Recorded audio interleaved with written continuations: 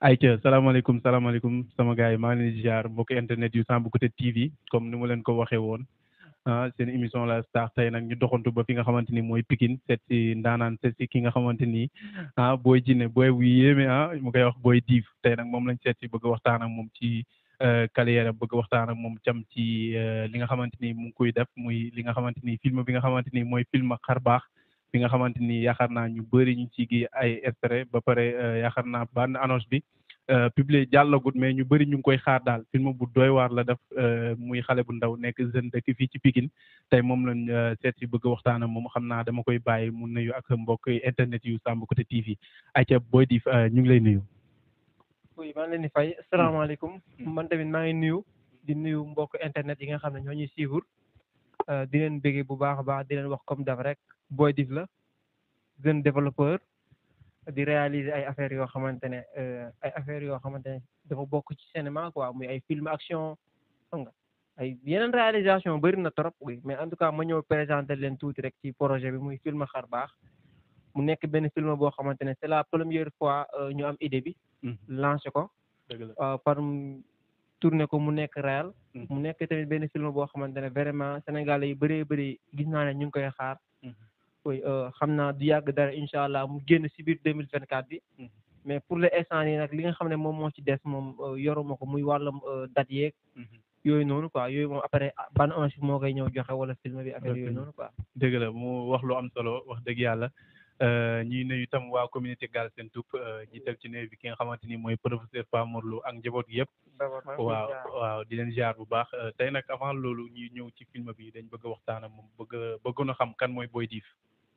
waaw Boy Dif moom. mun naa wax ne bu ñu ko waxee muy benn jeune la rek jeune boo xamante ne daal moom dafa sopp quoi. dëgg la moom daal lenn rek lay bañ a dégg. lii munuma ko quoi wala lii munoo ko. moom loolu daal lay bañ a dégg quoi. loolu moo tax muy am capacité de réaliser yenn projets yi. ba sax mun nañu wax ne film bii nii nga xamante ne moom la ñu réaliser muy suñu premier projet. dama doon wax gars yi ne leen lu mu nekk projet bu gën a yomb moo tax ñu réaliser ko parce que moo gën a yomb si ñun quoi. moo tax ñu njëkkee ko. dëgg la comprendre nga mais am na yeneen projet yoo xamante ne ñu ngi ñëw te gëm naa ne moo gën a métti. dëgg la te moo gën a dugg ci biir technologie bi te ñu ngi dox di jëm foofu. comprendre nga. oui Boy Dif nag dafa nekk tamit benn jeune boo xamante ne en même temps. moom waaw dafa ibbeeku quoi. dafa ubbeeku ci gis nañ loolu dafa ibbeeku ci côté yëpp parce que tamit. moom toujours rek. dëgg la bu gisee benn nit boo xam dafa am xam-xam sax toujours da koy bëgg jege. pour ñoom ñu waxtaan xool nuñ jéem a collaborer liggéey. oui parce que moom. liggéeyam lépp nekkul concurrence. non collaboration la. oui parce que man du ma concurrence damay collaborer parce que léegi adduna bi foofu la toll. parce que yaakaar naa comme affaire yi moom booy concurrence dem ba ci biir gis ay collaboration mën nga ci profiter am ci occasion quoi. si loolu am na dëgg la. ayca comme ni ngeen ko déggee noonu ba tey yéen a ngi ci seen émission la star comme ni ma leen ko waxee ñëw seet si Boy Dif wax dëgg yàlla bëgg a waxtaan ak moom ci ay ponk yu bëree bëri tey Boy Dif wax dëgg yàlla wax nga ñu benn boy la boo xamante ni lu muy bañ daal mooy mënoo ko tey ñu bëggoon a xam lan moo la dugal ci YouTube Boy Dif lan moo tax nga bëgg YouTube lan moo la def YouTubeur daal. waaw YouTubeur moom li ma ko def moom lenn rek la. muy gis gars yi nekk ci internet bi dafa ay seen publication. man tamit ma gis ne war naa ci mën a bokk. c'est normal ma bokk ci parce que lii avantage la. parce que man ba may dugg ci YouTube yaakaar naa muy nekk ay 2019. waaw 2019 laa dugg ci YouTube te boobu noonu sax. mun naa wax ne xaw ma woon YouTube parce que YouTube képp ku ci dugg bees rek. ñu ci bëri la plupart suñu dugg ci YouTube bees. ñoom xamuñu ko dañuy ñëw di dugg. après la plupart ñuy dem di gën a comprendre. man nag loolu moo ma arrivé quoi. parce que dugg naa ci YouTube ba ma fay dugg xaw ma fa dara. mais maa ngi dem di gën a comprendre. dëgg la ba may dugg ci YouTube nag sujet yu ma njëkk def ci kii nu mu tudd ci ay vidéo. ay vidéo théâtre laa doon def. dëgg la mais loolu xam naa dinañ ci ñëw. waaw bëgg na xam tam yow ba ngay dugg ci YouTube pour xaalis moo la ci duggaloon wala pour bëgg siiw pour nit ñi xam la. ñaari yooyu noonu lan moo la dugaloon ci YouTube. non pour bëgg siiw nit ñi xam ma. nit ñi xam la parce que man dama bëgg siiw. bëgg naa nit ñi xam ma. parce que lu tax ma bëgg nit ñi xam ma. dama xam ne man bu ma nit ñi xamee. dina am avantage boo xam dinaa leen mën a jox benn xam-xam boo xamante ne. ñoom dinañ commencé bëgguma nit ñi xam ma si xam nii dama leen bëgg. wan loo xamante ni day fees seen bët. voilà loolu moo tax ma bëgg nit ñi xam ma. mais wax dëgg yàlla ba may dugg si YouTube xaw ma woon sax YouTube dañ ciy génne xaalis. loolu mosuma ko xam. oui comme buñ ko déggee daal mu mel ni moom YouTube xaalis dugalul ko ci. non non xaalis dugul def ci doon def pour nit ñi xam ko pour mu gën leen a won talent bi nga xamante ni mu ngi ci moom. waaw tey ñu gis la nga organiser li nga xamante ni mooy film xar baax. xam naa laata loolu sax dinañ ci ñëw mais am na yeneen question yoo xamante ni mu ngi fi. muy tey Boy Dif ndax avant muy def film boobu noonu am na leneen loo xamante ni mu ngi ko doon liggéey ci YouTube ak wala tey Boy Dif moom ci internet YouTube rek lay gën a concentré wala am na yeneen application yi nga xamante ni mu ngi ci di liggéey comme liggéey bi muy def YouTube. waaw booy liggéey yu may liggéey ci YouTube bi. mun naa wax ne YouTube mooy première. dëgg la comprends nga si liggéey laay si YouTube laay liggéey. su ma liggéey si YouTube ba pare. yeneen plateforme yi dama ciy nekk. mais plateforme yi may gën a nekk muy plateforme développeurs yi. yi nga xam ne pour développeur la ay Fiverr. comprendre nga. ay Amazon ay blog. oui ay site internet yooyu nga xamante ne souvent damay jéem a xool lu ma fay defee lu ma fay jaay samay article quoi. oui plateforme yooyu dama fay nekk bu baax a baax. oui à part YouTube moom su ma fa duggee publication moom fa dugal. comprendre su fekkee dafa am ay détails yoo xamante ne dama ko fay wër après ma dugg xool genre yooyu noonu quoi. oui en tout cas suivi bi yaatu na quoi. dëgg la oui mu wax lu am solo tey Boy Dif bu ñu bëggoon xam tey YouTube ndax yaa ngi ciy fay ko xaalis wala ndax YouTube ñu ngi lay fay wala. waaw bien sûr mais pour l'instant nii moom. instant bi liggéeyuma pour instant bii nii ñu toll nii. waaw comme ni ma ko waxee rek. instant bi moment bii nii ma toll nii liggéeyuma pour YouTube fay ma xaalis. man maa jël sama xaalis di ko investir ci YouTube. mais bientôt moom mooy investir ci man. mais actuellement nii yaa ngi laal weccat comme ni koy professeur di waxee. non actuellement moom laaluñu weccat quoi. actuellement nii mooy loolu yow daal yaay financé quoi. man maay financé man maay jël sama xaalis di ko investir ci YouTube. mais instant bi YouTube investirugul ci man quoi. dëgg mais de toute façon bientôt xam naa dina investir ci man. parce que maa ngi gis ay résultats yu leer yoo xamante ne muy ñëw quoi. muy ñëw tey bëggoon nañu xam Boy Dif tam ñaata seen YouTube la yor quoi. comme ñaata seen la yor parce que youtubeur yi moom nga gis ci ku yor benn seen wala ñaari seen yombul quoi lu raar. waaw Boy Dif 3 seen YouTube la yor. 3 seen waaw may nañ la public boobu nga jàllale ko ñu xamul seen yi dem ci seen yooyu abonné ci. waaw non 3 seen yi moom xam naa moom benn seen bi moom. boobu dama koy masque quoi. mais dama leen jox 2 yi rek xam nga après waaw dama leen joxee 2 yi moom mun ngeen dem ngeen xaar foofu noonu quoi. beneen bi muy Cinéma SN Prod. Cinéma SN Prod Boy Dif moo ko moom. yaakaar naa foofu la ñu war a mën a xaar. voilà film bi foofu la war a daw. wala Sàmmkatu TV. non wala Sàmmkatu TV. waaw donc yow moom. en tout cas dans Cinéma SN Prod film bi dina fa daw. am na beneen scène bu ñuy wax chroniqueur AB visuel. boobu mën naa ko moom quoi. boobu sama scène YouTube la. dëgg la ayca ñu ñëw ci li nga xamante ni nag tey mën naa wax ni moo tax ñu déplacé ñëw ba fii seet si la muy film bi nga xamante ni. yaakaar naa yàgg na yaa ngi ci tournage yi ba instant bii nii mun nañoo wax ne daanaka noppi na. film bi naka nga ko xalaatee tey daa am ku la jox benn scénario pour nga jouer ko wala yaa bind scénario boobu noonu. waaw mais tamit au début bi. maa ngi ci waxtaan ay nit. pour comme ça ñoom ñu bindal ma scénario. mais ba ma demee ba ci biir daa xam ne ñoom seen scénario buñ ko bindee mun nañ ma bañ a satisfaire quoi parce que. comme man ci affaire cinéma laay def te ñoom lu ñu gën a mënee ci bind muy affaire série. dëgg la après day posé wu problème quoi. léegi si laa jël décision boobu jëlal ko sama bopp. bindal sama bopp scénario bi. tëgg ko ba mu jaar yoon. ma dem ñu photocopier ma ko defal ma ko ci ay papier. ma ñëw jël scénario bi toog ko liiraat ko jàngataat ko. su fekkee dafa am loo xam ne dañ ci war a changer ñu changer ko. duñ ci warut a changer tamit ñu xam ne nii la demee mais en tout cas moom. scénario bi lépp loo xamante ne am na ci biir film xar baax bi. scénario bi lépp. man maa ko bind. yaa ko bind. oui maa ko bind. tey doon na lu am solo wax loo xamante ni itam lu jafe la. muy bind scénario xam naa ne maa ngi lay xaar nga bindal ma benn. waaw non problème. ayca Boy Dif tey ñu bëggoon a xam ndax film ku xam film ndax ñu bëri dañ naan affaire yi série la wala film la xam naa dinañ ci ñëw. mais ndax am nga autorisation pour wane film bi Sénégalais yi mën ko seetaan. waaw ndax bi ngay def film bi ndax am nga kayit valable ne mun nga def film parce que film bi jot nañ ci seetaan tuuti mais yiñ ci gis nañ ci yenn ngandaay yoo xam ni daal xaw na yéeme fii pour nit ñi di ko gis nii ndax am nga autorisation bi pour film bi daw ci internet bi. waaw bien sûr am nañu autorisation bu fekkee ne YouTube duñu bloqué ci ay heure quoi wala ay démonétisation yéen a ma gën a comprendre loolu. waaw mais bu fekkee ne ci affaire autorisation bi nga xam ne moom moo jëm ci affaire tournage ñoo def ci dëkk bi moom. ci dëkk bi waaye. waaw loolu moom amuñ problème parce que. gars yi souvent duñu nangoo jox autorisation 100%. mais dañ naan dem leen ngeen jouer amul problème. comprends nga. souvent nag dinañu jouer. ay policiers di ñu dogaale. di ñu poser ay questions. am na suñu tournage boo xamante ne sax mun naa wax tournage bi tellement jour boobu garaawoon na lool parce que dañoo fekkoon fu ñu teg caméra yi dafa xawoon a sori. dëgg la léegi comme fu ñu ko teg dafa xaw a sori. te bandi yi sol ay kagul te ay armes. léegi loolu noonu day poser problème. pour policiers yi identifié wu la quoi. léegi si lañ jékki-jékki ñett policiers ñëw. arrêté ñu ne c'est la police génne seen carte. jàpp ñu. après ñu yaakaar ne dañuy dem gars yi. jëpp di ma joxoñ baaraam ne ma non kii moo organisé tournage yi wax leen moom après man ma ñëw expliquer leen. mu nekk benn gaañ tamit bu baax. après si la ñu bàyyi ñu continuer suñu action mais jour boobu moom vraiment damoon nañ suñu moral quoi. tiitoon ngeen parce que vraiment tiitoon nañ parce que nu ñu beetee dafa xaw a doy waar. fekk leen ci ay voilà en même temps tamit boobu yenn këyit yi nga xam ne moom la ñu foore bi joxoon indi wuñu woon ko quoi.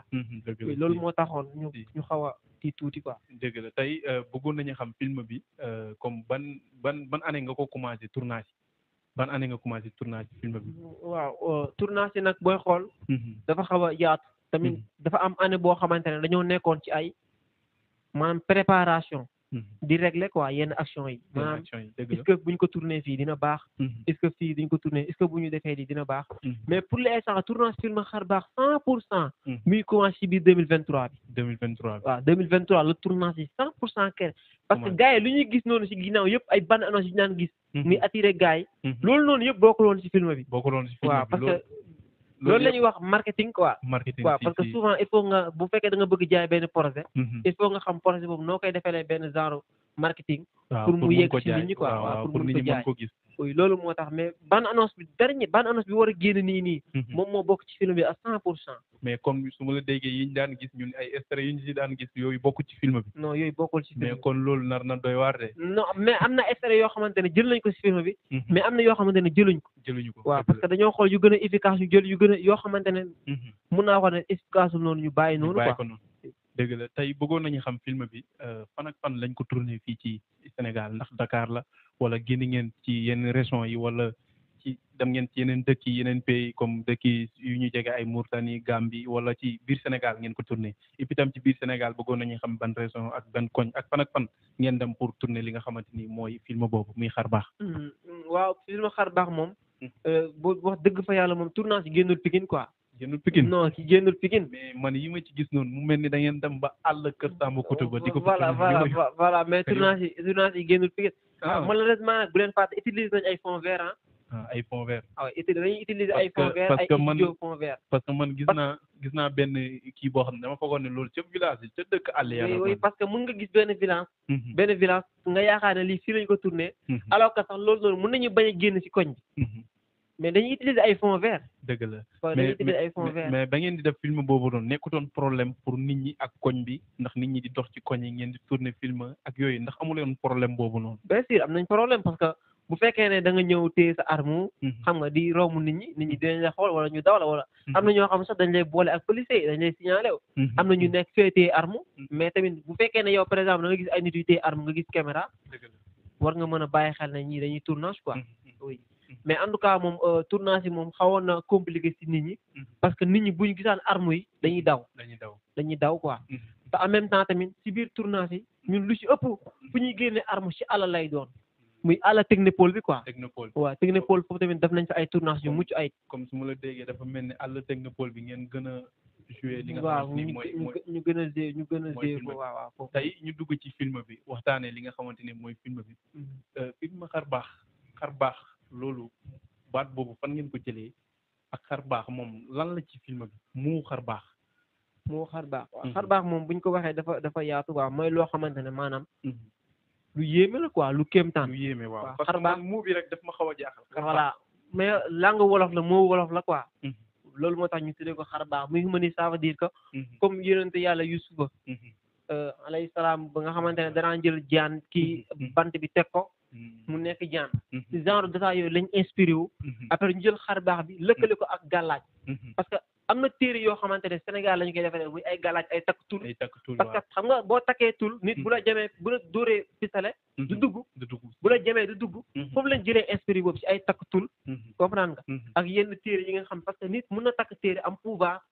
comprendre nga te tamit am na ay nit yoo xamante ne ay nit yu am xam-xam lañ te dañuy dugg si biir garab soit yéen ngeen bañ ko gis wala ngeen bañ mais am na ay nit yoo xam ay nit biir lañ mais dañuy dugg waaw di def yoo xamante ni comme daal film bi su ma la déggee daal nit ñi dañuy dugg si biir garab de est-ce que xam ngeen biir garab voilà ba pare di soppeeku ay yéeme daal comme wala ñu jël benn nit déjà soppi ko ñu jël benn nit mais booy di nañ taxaw foofu tuuti mais loolu yéeme na de nit kuy dugg ci garab loolu am na ci film bi mais bien sûr ak nit kuy soppeeku suuf ak kiy soppeeku xob ak kii yooyu yëpp am na ci film bi bien sûr parce que si biir film bi am na si partie yoo xamante ne nit ñi am na si benn partie boo xamante ne benn xale bu jigéen dañ koo transformé maanaam def ko ngelaw dañ ko soppi ngelaw film xar baax mais booy loolu yéeme na de xam naa nga léegi en même temps tamit waaw si biir film bi am na koo xamante ne moom lépp loo xamante ne tubaab moo ko defar lu jëm si xeetu weñ mënu ko ray mënul ko ray moom daal comme su ma la déggee ay weñ ak ay pétal ak paaka ak yooyu mënul ko ray quoi moom li ko gën a mën a ray mooy maanaam nga jekk ko si gàllaaj parce que moom dafa am ay gàllaaj yooyu noonu moom la ñuy wax xar baax ay mën-mën quoi oui léegi nag ki nga xam ne moom mooy joxe gàllaaj yooyu noonu kooku noonu moom moo am capacité dugg si biir garab mooy maaraam waaw maanaam moom si garab la dëkk nit day dëkk si garab dëgg la si c'est vrai mais tey ñu bëggoon a xam film bi tey ki nga xamante ni mooy acteur bi ak bandi yeeg yooyu ndax ñoom ñaar seen diggante lan mooy seen problème li nga xamante ni mooy acteur bi ak bandi bi ñoom ñaar lan mooy seen problème bi lenn kese la ñoom acteur ak bandi yi xaccoo maanaam comme exemple nu mu waxee comme réew yi rek réew yi ay rajo yi duñuy xaccoowee ay doole tey bañu nekkee xale des fois dañ daan seetaan film ñu gis benn waaye comme si que lu ñuy xeex kenn lu muy xeex gis nañ ne ñu ngi noteel ñi nga xamante ne ay néew doole leen wala ñuy gis ñuy xëccoo benn affaire boo xamante ni comme or wala ay diamond wala ay yenn affaire tey ñu ne bande bi ak ki nga xamante mooy acteur bi loolu la ñuy xëccoo wala ñuy xëccoo comme nit wala benn xale boo xamante genre film yooyu lañ daan gën a di gis te yow nga indi ñu benn film boo xamante ni dañuy xëccoo li nga xamante ni mooy ku ëpp gàllaaj wala ci yooyu la ñuy jaayante doole wala daal ku ëpp gàllaaj wala lan waaw ci affaire gàllaaj dañuy xëccoo maanaam ki nga xam ne kan moo ëpp pouvoir comprendre maanaam dañoo nekk si film bi maanaam film bi dañ ko def comme genre film boo xam réewu jën dëgg la ku mën sa morom lekk noonu lañ ko géewee quoi comprendre nga dëgg la léegi nag ci biir loolu acteur bi day préparé wu léegi nag ki nga xam ne moom mooy joxe pouvoir yi ku jox pouvoir acteur bi moom moo jox pouvoir chef de bande bi te xam ne ñoom ñaar ay ennemis lañ kon ñoom ñaar ñoo bokk sëriñ quoi ñoo bokk sëriñ mais bokkuñu réalité bëgg-bëgg quoi bokkuñu bëgg-bëgg moo tax tout moo tax ñoom ñaar fi ñu tasee rek xeex bu métti moo fay am ci film bi waaw ci film bi xeex bu métti dafay am ba sax dina am am na loo xam nañ ci am na loo xamante ne code la quoi il faut ñu bàyyi ba nit ñi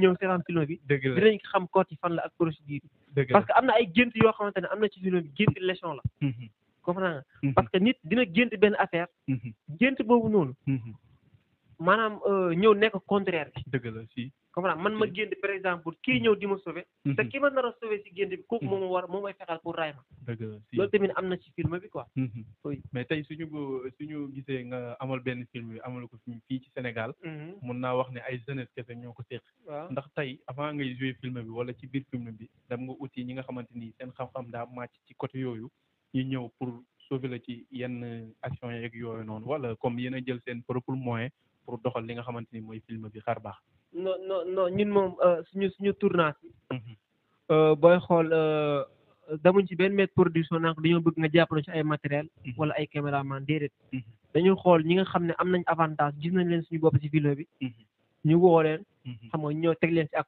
ñu réaliser parce que ñun comme ñun dañoo bëgg taxawal suñu équipe bu bopp dëgg la waruñ mën a dem ci yenn maître production yi dinañ ñaan ndimbal je crois oui dañuy commencer rek lu ñu am ñu commencer loolu selon ñuy dem matériel di gën a ñëw quoi moo tax parce que soxla wu ñoon ay yenn matériel ak yenn réalisation parce que ñun lu ñu gënoon a soxla muy suñu histoire na jàll quoi waaw culture bi na jàll parce que waaw na jàll na culture Sénégal bi jàll dëgg la tey film bi mun naa wax ne comme ñun luñ jot a déggaale ci yow ak luñ jot a gis tuuti ci film bi maanaam seen culture ngeen jël pour dundal ko tey mun naa wax ne film bi képp fu ko seetaan dina xam ne lii Afrique lañ tourné joué bi mais sa xel du dañ naan li ay Europe wala feneen ak feneen lañ mais film boobu tey ci ban langage lañ ko mën a xaar français wala anglais wala arabe wala olof wala ci yeneen làkk yi nga xamante ni mu ngi ci réew mi fii ci Sénégal ci ban langage lañ ko mën a xaar est-ce que dégg nga ko xaar si pël.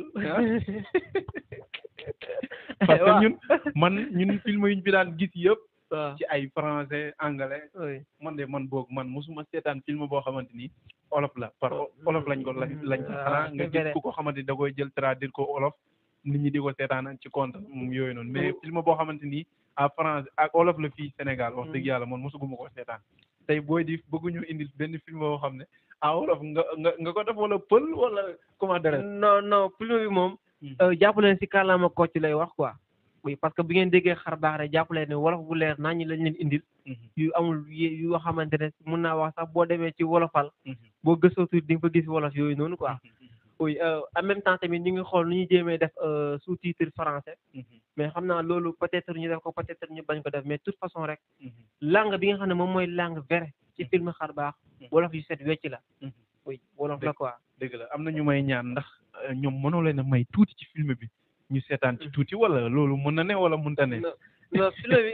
waaw pour tuuti rek parce que ñu bëri xam naa ñu ngi seetaan. seen xel ñoom mosuñu gis image su film bi. mosuñu gis benn extrait wala mosuñu gis bande annonce beeg yooyu xam naa ne bande annonce bi génnagul sax mais ñu bëri ñu ngi seetaan ñu ngi naan waa film bi war nañ ci mën a xool benn extrait bu ndaw loolu war nga leen ko mën a may ci film bi. ci film bi. waaw bien sûr. waaw mais pour l'instant nii moom malheureusement. soo ma ko teewoon wax mën naa la bàyyi film bi mais film bi nekkul sama loxo. dëgg la si mais ba ñu paree lañu man moom li ma waroon def ba ma ko defee rek. laa ko transféré. nga ko transféré oui parce que tamit comme am affaire projet la te projet moom dafa xaw a sensible. moo tax ba mu paree rek la génn sama loxo quoi. oui mais en tout cas moom si kàttanu yàlla incha allah balaa 2024 di jeex dina génn. tey ñu ñëwaat ba tey ci film bi ndax film bi am ngeen ci ay sponsor wala tey. mun nañ ci xaar yenn télévision yi mag yi nekk ci réew mi ñu seetaanee ju ko foofu wala yéen da ngeen koy defar pour jaay ko après wala daal nu muy demee ku ko bëgg a seetaan ndax dina yomb ndax da ngay fay seetaan ko wala daal nu muy demee fii ci Sénégal ñun ñu ko bëgg a seetaan. non version bi dama koy maye gratuite. gratuite. oui. ah non version xar baax dama koy maye gratuite parce que tamit. xam naa ne Sénégalais yi namm nañ ko. te tamit mënu ma leen digloo film ba heure bii. di leen ko jaay quoi. dëgg la je crois loolu sama xel mayul ma ko. oui mais de toute façon moom incha allah amuñ benn sponsor. oui sponsor booy di déedéet dafa làng. est-ce que ne ko di ñu nëbb sa bopp parce que mënoo réaliser li nga xamante ni mooy film xar baax te yaa ngi ñuy wax depuis 2023 ba léegi yaa ngi ci ba 2024 parce que 2024 bi léegi mu jeex. yaa ngi ci mais quand même yaa ngi demandé ay yenn sponsor yoo xamante ni dañuy ñëw pour sponsor la. non sponsor yi. sponsor yi ñoom nañ leen bàyyi rek. ñoom ñu ñëwal seen bopp quoi. parce que man bi ma gisee benn vidéo am na benn ci film bi am na li ma jot a gis dama naan waaw moom kii moo ko sponsoré kii tàkk na. film bi moom xam naa ñu man ni ma koy waxee tam ñu bëri noonu lañ koy waxee ci nga xamante ni jot nañ ci gis tuuti. ñu bëri jàppoon ne li nga xamante ni film bi am nañ ñu la ci sponsor ak yooyu noonu kon loolu amul. non sponsor moom sponsor bu ñëw di nga am 1000 francs pour sa produit jaar quoi. dëgg la parce que dañ leen indi loo xamante ne c'est la première fois ñu indi ko Sénégal. te loolu yaakaar naa sponsor marché foofu lay doxee quoi. ñu indi ko lu raar loo xamante ne public bi daf koy soxla. oui loolu moo tax quoi mais sponsor bu ñëw dina ci dalan. oui mais pour l'instant nii moom du ñu forcer sponsor naa ñëw leen ngeen dugal fii seen produit. dañ leen di bàyyi ñoom ñu ñëwal seen bopp. voilà te tamit am na beneen film boo xamante ne moo war a ñëw. boobu mais ba film 3D la. 3D waaw 3D ngeen di gis quoi maanaam film boo xamante ne beneen dimension lay doon présentation sax jarul ko mais nañu bàyyi ba boobu ñëw rek di ngeen gis par rapport moom ak. mais comme su ma la déggee dafa mel ni xar baax bi moom lancement la rek mais 3D bi mooy film bi carrément. voilà maanaam deuxième saison maanaam xar baax dañ ko gérer nii. mais maanaam xar baax dañ ko gérer nii pour après nit ñi seetaan. pour yee nit ñi daal voilà pour yee nit ñi après su ko defee nag ñu indi réalité xar baax. oui mais dëgg la tey. xar baax bi ñu bëri ñu ngi koy xaar xam naa ci sa seen YouTube. mun naa wax ne tey xar baax bi moom day ñëw ñu seetaanee lépp complet wala dañ koy def par épisode wala nu muy demee daal xar baax. waaw xar baax long métrage day doon. moom dañ koy def benn film boo xamante ne film bu gudd rek lay doon benn 1 heure de temps. xam nga mu gudd rek daal di. comme mun nañu xaar toog 1 heure de temps wala 1 heure 30. pour seetaan film xar baax oui bien sûr gratuitement nag sans problème sans plaignant. bàyyi li ngay wax. oui non c'est vrai parce que tamit. mais tey pare nga comme yow programme nga def nga sa lépp pour dawal ko ci seen YouTube. tey bu benn télévision bu mag ñëwoon jënd ko wala benn site internet bu mag ñëwoon pour jënd ko ci yow est-ce que di nga ko jaay. waaw bu fekkee ne moom bu ko jëndee. nit ñi dinañ ko mën a seetaan ci gratuitement te fekkee bu fekkee ne moom bu ko jëndee. mais yow tey. du ko mën a du ko bu fekkee moom bu jëndee film bi. maanaam du ko xeeñ yenn façon public du ko xeeñ public bi quoi pour comme ça ku bëgg seetaan da ngay fay. waaw mun naa ko jaay. mun nga ko jaay mais film bi dama koo defar. yow daal pour firi quoi. su ma la déggee dafa mel ni da nga ñu defal film bi pour may ñu ko ñun ñu seetaan. voilà tey dafa mel ni su ma ko déggee moom utul ci xaalis quoi. parce que bu ci utoon xaalis tam yow bu la koy jaay yow loolu moom concerné ko ay nit ñi dinañ ko seetaan ak yooyu moom concerné ko. ok yow daal su ma la déggee dafa mel ni film bi da nga ko def pour nit ñi xam la quoi. da ngay wane sa bopp ci film bi. voilà loolu mooy yoon mais tey lan ak lan lañ mën a xaar ci film bi loo xamante ni culture Sénégal la loo xam ne fii dañ koy dund fii lan ak lan lañ mën a xaar ci film bi. waaw benn bi ma si njëkk wax muy suñu culture vrai.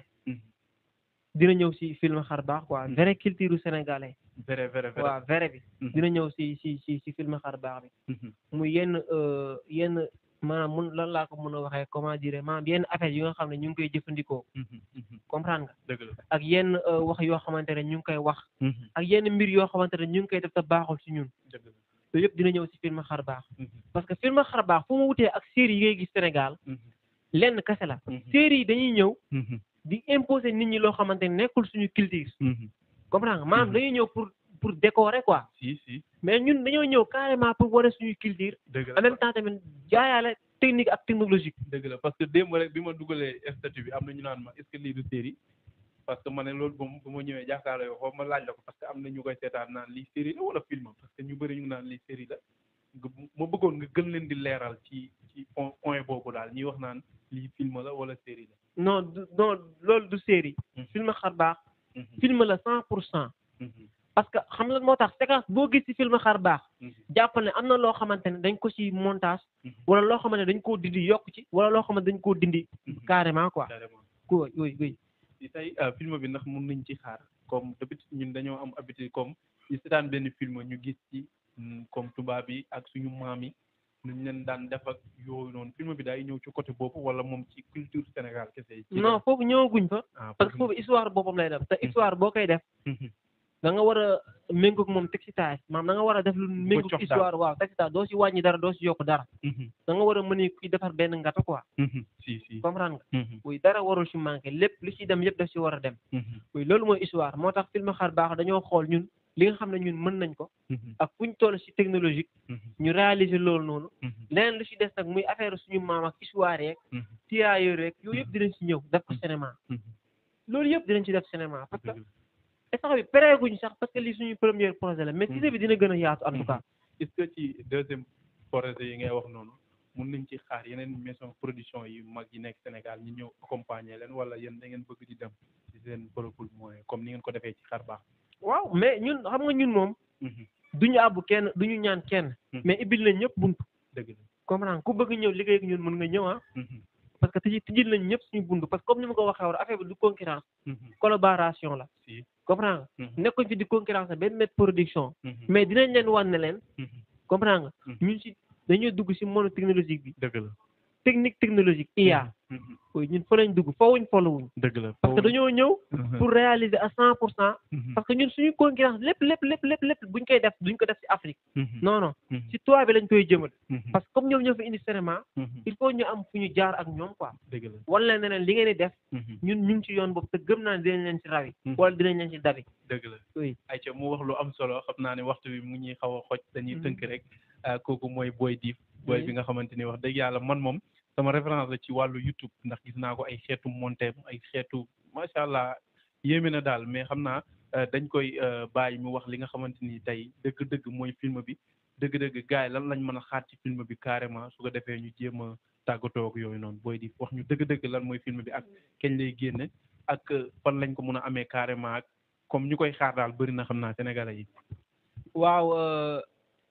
dama leen ñëw présenté leen xar baax rek ça veut dire que sax film bi mun naa ko ci génnee léegi parce que yaakaar naa ñëpp xam nañ ne léegi film la oui Zekura waaw xar baax day wax ci doole wax ci man-man en même temps tamit wax ci nu mu tudd wax ci culture maanaam dafa am lu voilà da wax ci culture sénégalais quoi te film bi dina am ay rayante parce que dina am ay mort ci biir film bi comprendre nga tamit dina am ay façon dee yoo xamante ne manqué wax ko am xale xale boo xamante ne amul 18 ans moom jarul mu koy seetaan quoi. dëgg la parce que tellement bizarre na. parce que foofu tamit ci question yi la comme ku am ñaata at moo ko mën a seetaan. waaw 18 ans moom 18 ans. 18 ans jëm kaw. waaw loolu dina yéeme de. 18 ans jëm kaw man dama laan gis film 12 ans 11 ans 9 ans mais 18 ans. oui 18 ans 18 ans ah kon ko monsieur doo seetaan film. non 18 ans moom boo ko amul moom saa yi moom. man it kon dinaa seetaan film bi. non bu ko seetaan boo kon xam naa ne. ok bu fekkee sa âge yi matul loolu moom. waaw bu yeboo nga kii ko quoi mais en tout cas moom li may wax ci film bi. muy dafa am benn affaire bu benn message bu am solo boo xamante ne ñu ngi koy jàllale. muy. maanaam jaay doole baaxul. jaay doole si. comprendre nga. maanaam bul ñëw rek. comprendre nga. am doole ba pare yaakaar na yow. li nga yor nii da nga ko war a jaay nit ñi.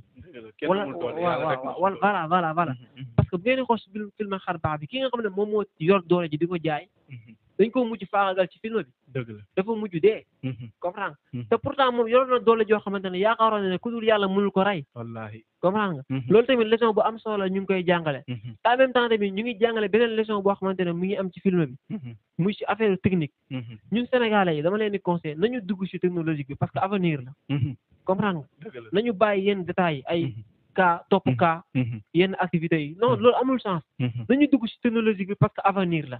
parce que réew loolu moo koy doxal quoi. te wallaay la lancé yi buñ ci sooboo tuuti. réew yi bëri dinañ leen jot wala ñu rawi leen. parce que ñun Sénégalais yàlla may nañu xarañte. may nañu xel may nañu sawarte pour gëstu. ak yeneen. te gis nga film bii nii mun naa waat ci yàlla ne lu tax ma réaliser ba mu toll fii nii. détermination la. ak bëgg-bëgg ak rêve yoo xamante ne dama ci am ay vision yu leer. loolu moo te loolu ko amul doo réaliser dara. dëgg la oui affaire bi sama xel la nekkoon. kon yaakaar naa lépp loo xamante ne mu ngi sa xel rek. mën nga koo def mu nekk en réel. oui dëgg la wax nu lu am solo tey mënuñu ñëw fii Pikine ba ñibbi te duñu wax ci li nga xamante ni mooy ak réew mi fi ñu toll. wax dëgg yàlla gis nañ ne léegi kenn ñi mu tut génn sax sa buntu kër sa buntu néeg waxuma la ak sa buntu kër. tey ñu gis problème yi réew mi rey yi bëri na. voilà li nga xamante ni te mun naa wax ne léegi daal gars yi dañ ko def comme ndoxam naan quoi. gis nit rek di ko rey ci Afrique xaalis ay yu ñàkk fayda ñu gis fi daal dégg bëri na lan ngay wax yow ba ci. waaw parce que tamit barki démb kuñ fi rayoon noonu mun naa wax sax suñu mbokk la parce que ñoo dëkkandoor Pikine la dëkk. muy Aziz Dabala ñu ray ko fii ci Technopole te pourtant man fa laa doon defee sama tournage. foofu moom danger goo xamante ne. mënoo ko xam Technopole. danger boo xamante ne mënoo ko xam. tant que demoo fa. boo mën a nga dem toog di féexlu de. dëgg la maanaam nga dem fa dëkk fa. Technopole amul sécurité. état bi mun fi. ñun suñu biir tournage bu fekkoon ne du ñuy utiliser yenn matériel pour sécuriser suñu bopp. kon dañ ñuy rey wala ñu rey suñu booy kenn. parce que ñaata tournage dañ def ay agression ay foule. ñëw foofu noonu mais bu ñu gisee du ñu ñemee attaque parce que ñun suñu déguisement bu ko policier yi gisee sax dañuy xool wala ñu arrêté ñu. mais foofu noonu amul sécurité. maa ngi ñaan nag autorité bi état bi mu def fa sécurisation bi mat sëkk foofu. parce que violation bi. lam bu amee gars yi dañuy daw. di dugg si biir kër jàmbur yi. ak yeneen. comprendre nga. moto yeeg. du nekk daal nga fay gis quoi. oui moo tax daal maa ngi ñaan daal foofu noonu. ak ray bi nga xamante ne am na ci dëkk bi. foofu lenn rek laa fay wax gars yi. il faut ñu indi fi peine mort parce que ñun ëpp njërmaande yàlla. ëpp njërmaande yàlla. dañoo waroon teg loi boo xamante ne ku ray ñu ray la. parce que fii nii kenn ëppul yërmande yàlla. te yàlla moom moo ñu sant loolu. ku ray dañ laa war a ray parce que loolu la diine santaane. oui man loolu laa am lu ma ciy wax. oui kon yow daal d'accord nga ci ñuy wax ne ku ray ñu ray la.